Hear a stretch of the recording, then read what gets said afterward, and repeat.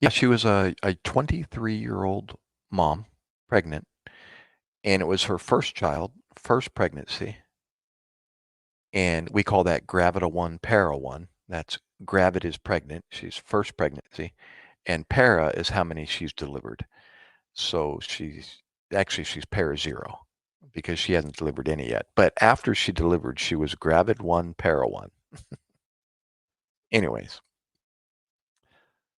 um, yeah, I can tell that story. I actually have a video in my YouTube channel that talks about that call. And here's what happened with that Filipino woman or girl, young lady.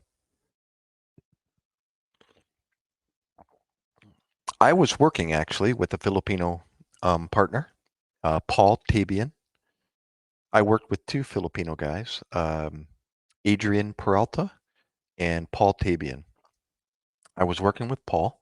Paul was younger than me. He was like, I don't know, in his 20s, and I was in my 30s. And we did 24-hour shifts, so we worked from one day to the next, 24 hours. And we got called at I don't know, 2 o'clock in the morning, something like that. Uh, can everybody hear me okay still? Lynn, uh, July, girl, um, etc. Salahat. Everybody can still hear my microphone.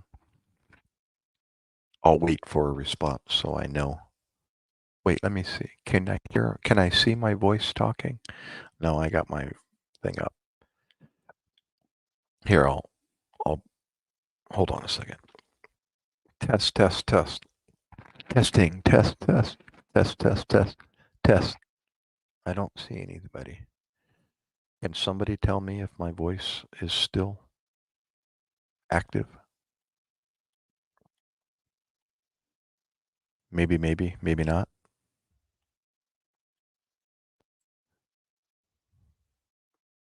Hello, hello. Testing. Test, test, test. Can you still hear me? Um, girl? Lynn? Yes, okay. So we got a call at about 2 o'clock in the morning at the hospital. We were stationed inside of an apartment building, an apartment room. I'm sorry, inside of an apartment, asleep in bed, and we get a tone or an alert in the house, and then our pager or our radio starts to um, become active, and we get a call. So we respond out to our ambulance, and then we answer the radio, and they tell us what our call is. And this was not a 911 call. This was what we call an interfacility transfer, meaning we're going to pick somebody up at the hospital and we're going to transfer him or her to a higher level of care, because their problem that they have or their whatever their medical issue um, needs to be will be taken care of at another hospital where they can provide them a higher level of care. And this was a OBGYN call. They had an OBGYN department at the hospital that we worked close to. Just matter of fact, it was right across the street. So we drove across the street to the hospital around the back, and we unload our gurney from our ambulance, and we go inside the building, just like I described the doctor's office visit. Well, this is a hospital visit. So we took our gurney into the into the hospital, and then we go to the nurse's station. I go to the nurse's station. I was a paramedic. Paul was a basic life support EMT. I was the paramedic. He was the EMT. He drove most of the time, and I was in the back with the patient. So I go to the nurse's office, the nurse's station, and they tell me this is what I'm transferring. And it was a 23-year-old Filipina girl. I told you it was her first time being pregnant, and she was only 23 weeks pregnant. As you girls know, 40 weeks is the goal, to make it to 40 before you deliver. And so she was premature, but she was having contractions already. She was at home, and I don't know if I think her water broke, which is not a good thing. When the water breaks, that means the baby's going to be delivering shortly thereafter, or at least sooner than later. I believe her water had broken, but they give her medications to try to slow the contractions down and keep the baby in the oven, to keep the bread in the oven, the monai in the oven as long as possible, for the baby to grow, and less complications if the baby is born closer to 40 weeks. Well, she's only 23 weeks.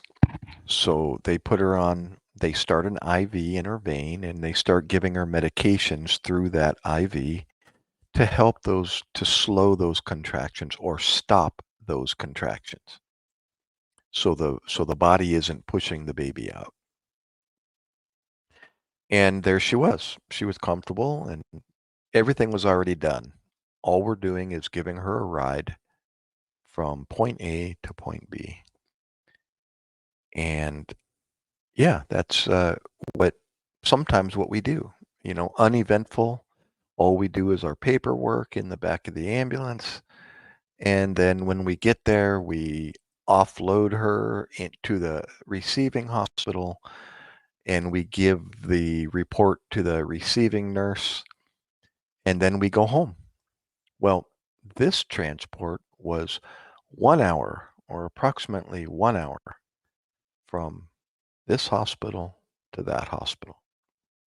And that's a long drive. A long drive for Paul, and a long sit for me in the back of the ambulance with the patient. And normally the patient, if she can, she'll go to sleep, and I stay awake, or I sometimes will sit behind her. I won't tell a lie. I may sit behind her. She's facing the back of the ambulance, and I'll go around to her head, and I'll sit right behind her head so she can't see me, and I'll put my head up against the corner, and I'll take a cat nap. Yes, I've done that many times. Of course, depending on the patient. But these transfers, these long transfers, can be very tedious at 2 or 3 in the morning. And if the patient is sleeping and they're comfortable and they're not in any distress, then sometimes I will take a quick cat nap. Well, this probably was the case with this girl. She was in no distress. She was already treated, and we were giving her a ride, a long 1 hour ride. Well, we get her on, well, let me back up. When I'm in the hospital and I go get the patient, she's in bed, and she's got an IV in her arm, and the bag of fluid is hanging up here on the stand, on the pole. And my job is to check everything, and just take like a visual, make sure everything is correct before I take her and go. So I'm I'm checking her medication in her bag, and I have to read the bag, and I have to look at her name, make sure that her name matches the bag, and do all that. It's called a triple check. Right patient, right route, right medication. Um, so I'm checking that, and the bag says potassium chloride, or the medication says potassium chloride. And I look at her paperwork, and it says magnesium sulfate. And I look back at the bag, it says potassium chloride. I look, it says magnesium sulfate. I'm like, okay, right patient, right route, that's in the vein, wrong medication. Okay, what did I miss? Did they forget to write it, or is it a mistake? So I have to call the nurse. So I called the nurse, and I said, I got I just found an error. Can you check me, please? And she's like, sure. What did you find? I said, well, she's on mag sulfate, correct? On the paperwork. And she said, yeah, that's the drug they give to stop the contractions. And I said, well, she's got potassium in her eyeballs. The nurse went, excuse me? And I said, yeah, come look. So she went in the room, and you could tell her steps got really fast. And she walks in there, and I'm right behind her, and she reaches up and she grabs a medication, and you can see the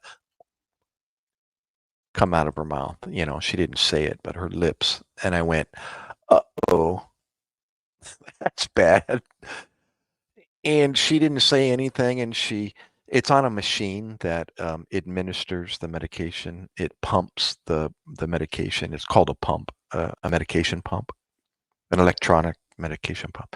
She pushes stop on the medications on the pump, and she unhooks the bag, and she goes into the room, and she gets another bag, and she comes out, and she has me check it, and it says magnesium sulfate. I'm like, and she hooks it back up, and she starts to drip, and she pushes the pump back on, and everything's back. And that's all I know was I found the wrong medication. I don't know how long she received the potassium. I didn't ask. I don't remember. But I don't know, what complications that does. I really couldn't tell you. So I had to note that, and I transfer her to our bed, our gurney, and then we say goodbye and out to the ambulance, and we put her in the ambulance, and then we go. Paul's driving, and I'm in the back, and she's fine. She's awake, but no distress, and we start driving, and I start doing my paperwork, and I'm just sitting looking over her, and she's right in front of me, and she's kind of half laying down, half sitting up, and her feet are, and she's covered with a sheet and a blanket and pillow behind her head. And Dave's cut. 7 TV. Welcome. I'm telling a story. Get your coffee and relax. I Yeah, so we're transferring her, and I'm gonna say about, I don't know, 20, 25 minutes into our drive.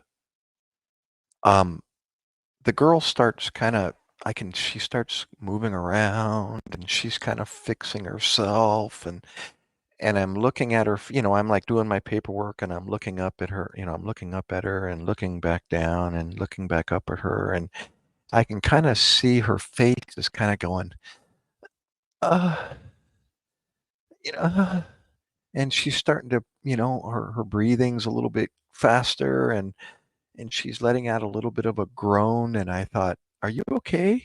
And she's like, no. And tears are starting to form in her eyes. And all of a sudden she looks at me and she says, something's coming out. Something's coming out. And I went, no.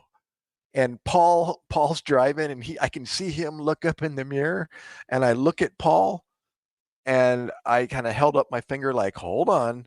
I said, what do you mean something's coming out? And I said, do you feel like the baby's coming out? She says, yes. And I went, and Paul heard me and I said, Paul, pull over.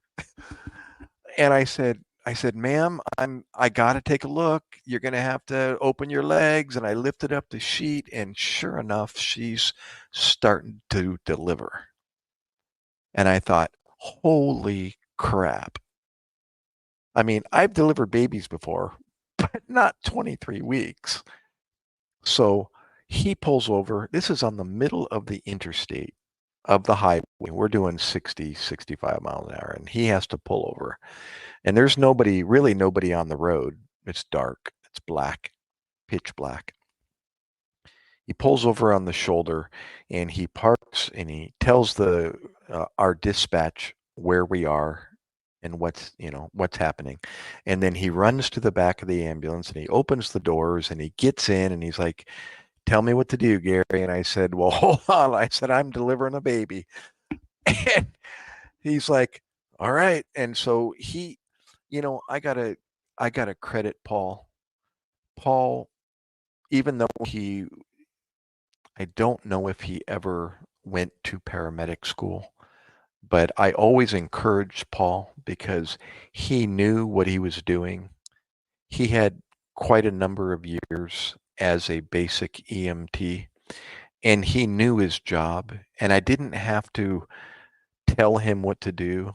A lot of the times, uh, unfortunately, I had less experienced EMTs with me as a partner, and you kind of have to hold their hand a little bit and help them, and just push them to do the right thing or to get what you need. Well, Paul, you didn't have to ask Paul. Paul was.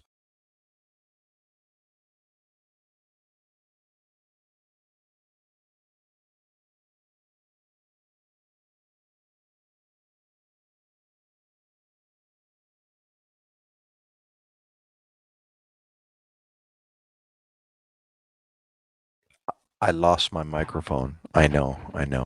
Sorry. My Xbox controller just went to sleep and it muted my mic. Um, I will backtrack, but I see you need a jacket, Dave, but it's not very easy for me. I don't have another phone to give you a jacket, and this Xbox will drop me off the stage if I go give you a jacket. So hold that thought. Um, so I don't know where my microphone cut off, but I I was delivering this baby or this fetus. It wasn't even a fully formed, well, it was fully formed, but anyways, it wasn't a full term baby. So I pull over and I lift the sheet up, and sure enough, she's delivering. And I was saying Paul was a very, uh, um, not accomplished, but proficient EMT, and he knew his job. And I didn't have to tell him to do much. He was already reaching for the OBGYN kit or the delivery kit and opening it up, anticipating that I'm going to need this and that. And I delivered this 23-week old fetus. I'm not even going to call it an infant because it wasn't even viable, really. Viable meaning survivable. Um, the cutoff, the cutoff week for a viable infant is 23 weeks. And she was right on that cusp. She was at 23 weeks. So whether or not the baby was going to survive, I don't know. But I was delivering it. And I delivered this.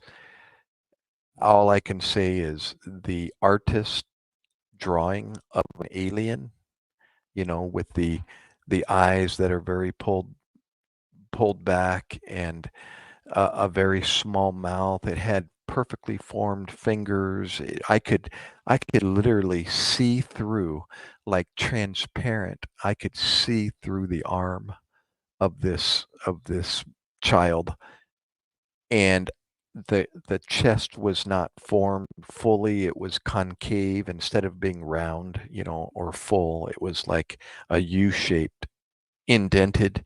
I could see its heart beating through its chest.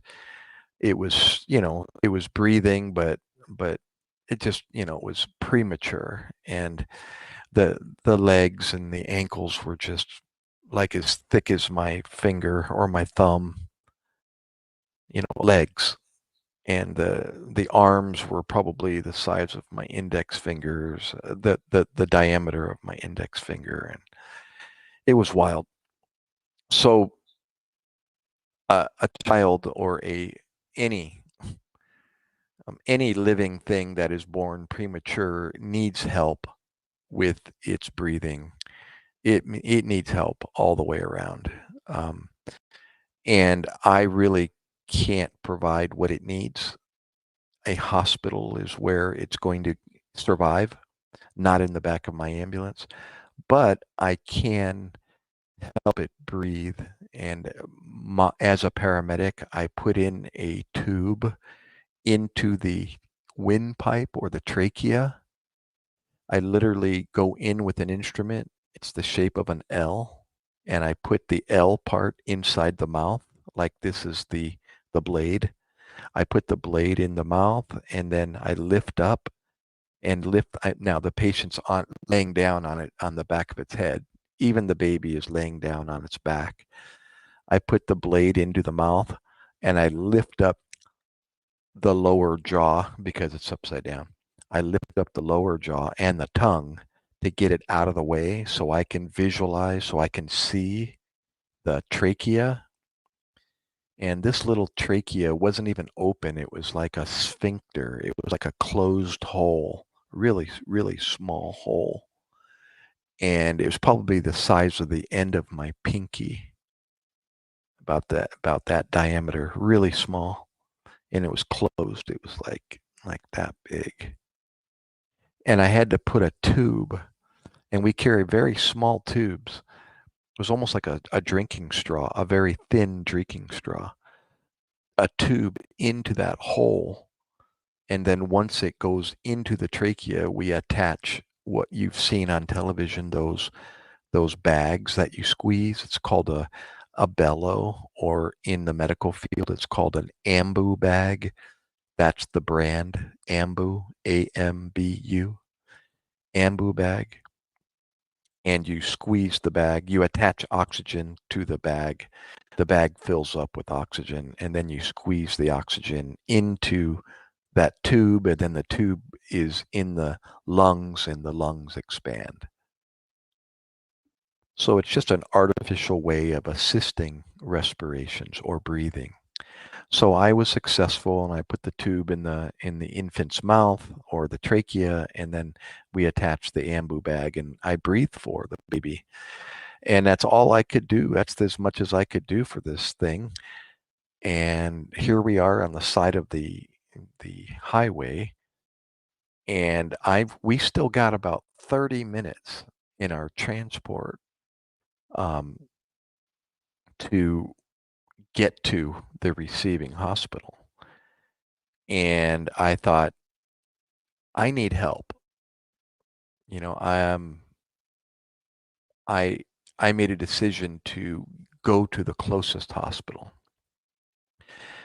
But I don't know where we are, and I don't know where the closest hospital is. So Paul, after assisting me, and he was a godsend. He not only I took care of the baby, the infant, and he took care of the mom. And there's things that the mom needs to be addressed for the mom, as well as the baby.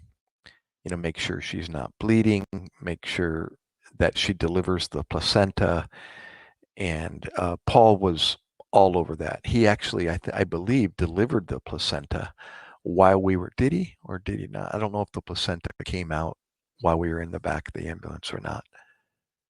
But anyways, the placenta, if it delivers, goes inside of a Ziploc bag, and you keep that. You bring it with the mother and the baby to the hospital, and they examine it and they do all their tests on that or with that. Well, after Paul was done, he went up to the driver's seat. He got on the radio and he asked for the closest hospital. And our dispatch was able to find a hospital within 5 minutes of our location. Thank God. And it was like next exit. So the next exit, he got off. We went to the hospital. I go into the emergency room. There was nobody in the emergency room at 3 o'clock in the morning. And the nurse was an elderly lady. She was a Lola. And I asked to see the doctor, and I apologized for the unexpected visit with no phone call or radio call.